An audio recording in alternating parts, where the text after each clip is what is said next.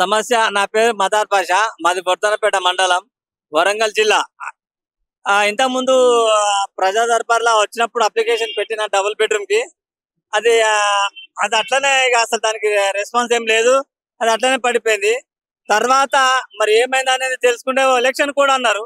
ఆ election code తర్వాత ఇది మొత్తం మళ్ళా వరంగల్ నుండి మళ్ళా నేను బండి రావడం జరిగింది. కేసీఆర్ ప్రభుత్వం ఉన్నప్పుడు 4,000 ఒక్క ₹1000 అడగకుండా 4,000 పెంచి వికలాంగుల కళ్ళలో ఆనందం చూసిన కేసీఆర్ గారు మళ్ళీ ఒక్కసారి ఈసారి వస్తే బాగుండు. మరి 4,000 తప్పకుండా అప్పుడుండి మా తల్లిదండ్రులు మా మీద ఆశతోని ఉండేది. ఆ 4,000తోనే ఇంతవరకు కూడా బతుకుంటూ వచ్చాం సార్.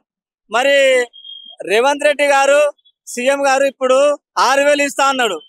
6,000 ఇస్తా అని కూడా ఇప్పుడు 6 నెలలు 7 నెలలు అవుతుంది. 100 రోజులు దాటిపోయింది. అయినా మా తల్లిదండ్రులు మా మీద ఆశతో ఉన్నారు.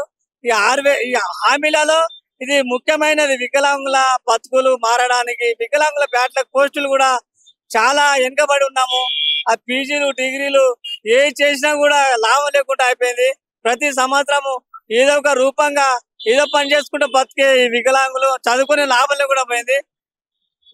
రేవంత్ రెడ్డి గారు ఇప్పటికైనా మా వికలాంగుల సమస్యలు తెలుసుకొని 6,000 పింఛను తప్పకుండా ఈ నెల నుండి అందించాలని కోరుకుంటున్నా. ఎందుకంటే అసలు మా మీద తల్లిదండ్రులు ఆశపడి ఉన్నారు కాబట్టి మరి ఇస్తా ఇస్తా ఇస్తా అని అన్ని హామీలలో ఇది కూడా మా వికలాంగులది కూడా ముఖ్యమే కదా.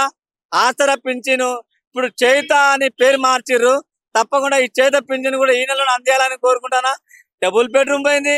అసలు అప్పుడు కూడా అప్లికేషన్లు 2-3 సార్లు పెట్టిన, ఒక్కసారి కూడా స్పందించలేదు.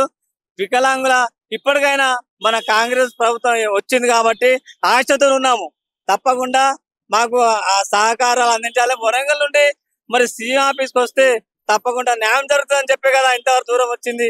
కాబట్టి ఇక్కడికి లోకల్ ఉన్న వాళ్ళకు కాకుండా మేము దూరం నుండి వచ్చిన వాళ్ళకు ఆదరించి మమ్మల్ని ఈసారి కంపల్సరీ రేవంత్ రెడ్డి గారు ఈ కాంగ్రెస్ ప్రభుత్వం మాకు వికలాంగులకు తక్షణమే 6,000 పింఛను అందించాలని కోరుకుంటున్నా సార్.